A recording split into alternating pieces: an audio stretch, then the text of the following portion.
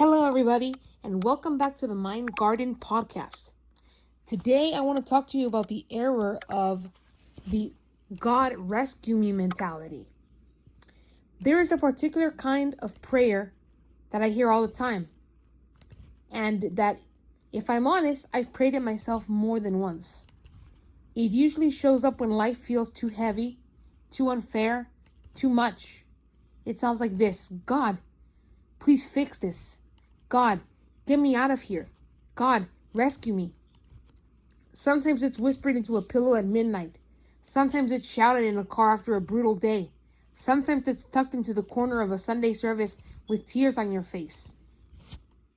It can feel raw and real and completely understandable. And sometimes it can also become a mentality that quietly makes your life smaller. I want to be careful here because there are moments when rescue is the only word that fits. If you're trapped in abuse, addiction, danger, or despair, asking for rescue is not only reasonable, it's wise. Reaching for help is not weakness.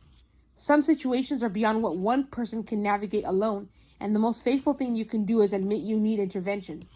The problem isn't that we ask God for help. The problem is when rescue becomes our default posture toward life, where we relate to God like a cosmic emergency service and to ourselves like helpless bystanders waiting for someone else to do the hard part. The God rescue me mentality often feels like faith, but it can be a subtle form of avoidance. It's what happens when we confuse surrender with passivity. We tell ourselves we're being spiritual because we're waiting on God, when really we're waiting to be spared the discomfort of making a decision, having a difficult conversation, changing our habits, or owning our part in the mess. We want God to clean up what we won't touch. We want deliverance, but we don't want development. We want a door to open, but we don't want to walk through the hallway that leads to it. It's also easy to fall into this mindset because it's comforting. If God is the one who rescues, then I don't have to risk failure. I don't have to face the awkwardness of trying. I don't have to feel the sting of rejection, the frustration of learning, the slow burn of building something that takes time. Waiting for rescue can feel safer than stepping out in courage, because courage always comes with the possibility that things might not work out neatly. The rescue mentality offers an illusion of certainty. Any day now, everything will shift. Any day now, God will sweep in and change the circumstances without requiring much from me except belief. But life doesn't tend to work like that. And even many stories that people cite as proof of rescue are far more participatory than we remember. For example, in the Red Sea, but still the children of Israelites had to walk through the desert. The giants fall, but someone still has to pick up the stones, like David. The prison doors open, but the person still has to step into the unknown. There's almost always movement required, even in miracles. And sometimes the miracle is the movement itself. The strange strengthening that happens when you do the next right thing while your knees are shaking. The rescue mentality can also create a weird emotional cycle. You feel stuck, you panic, you plead, you wait. Nothing changes quickly, so you assume either God isn't listening or you're doing something wrong. That leads to guilt or resentment, which then leads to more frantic praying, more bargaining, more desperation.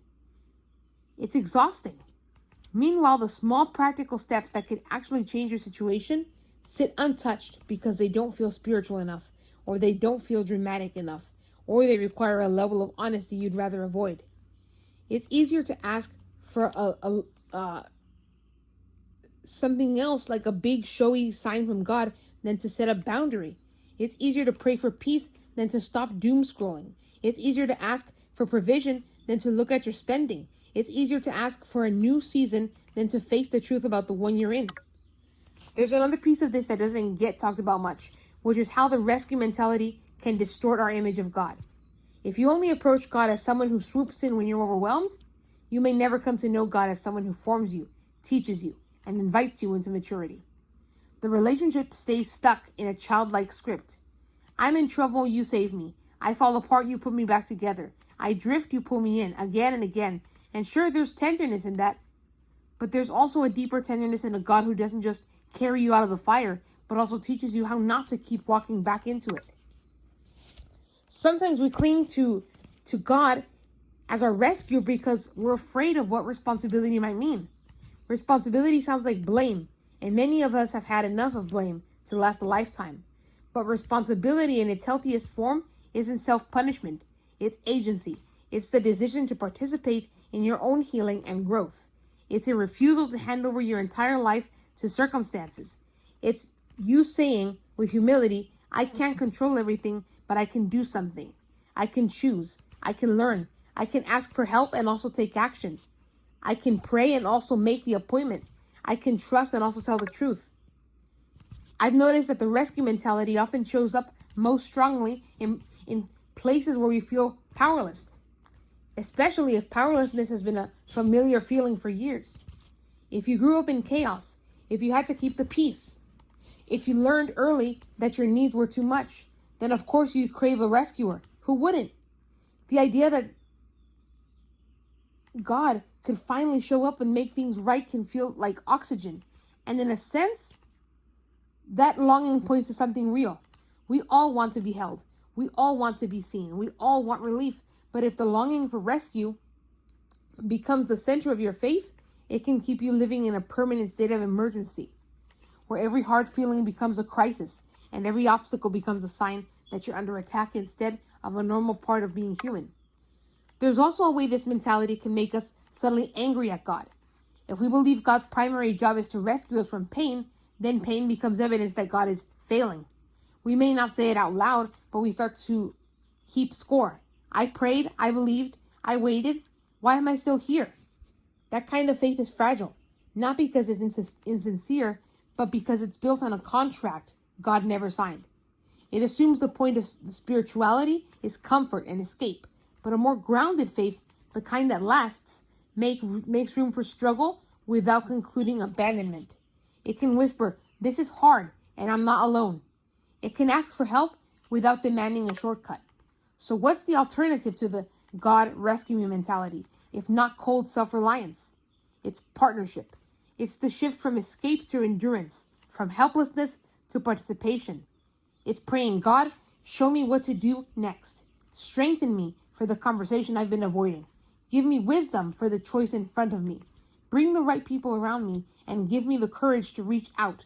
Help me be honest about what I can change and humble about what I can't. It's a prayer that doesn't just ask God to move the mountain, but also asks for the stamina to climb if the mountain stays put